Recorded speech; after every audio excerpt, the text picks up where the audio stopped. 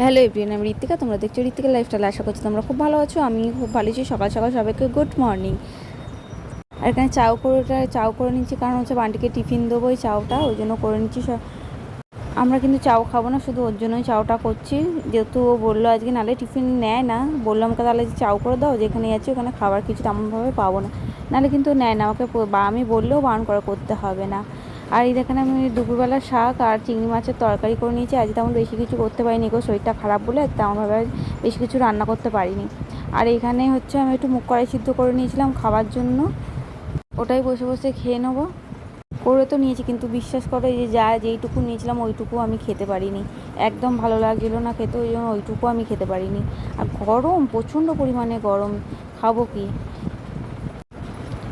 আর good evening, এটা হচ্ছে সন্ধ্যেবেলার video. গা ফা ধুয়েছে, আমি এখানে চা খেয়ে নিচ্ছি। আর আমার ঘরদোরে যা অবস্থা না, অতি জঘন্য। মানুষের যখন শরীর খারাপ করে না, তখন তার কি বলবো, ঘরদোরে যা যেন খুব বিচ্ছিরি অবস্থা হয়ে যায়। কেন তেমনভাবে তো ঘরে কাজকর্ম কিছুই করতে পারছি না।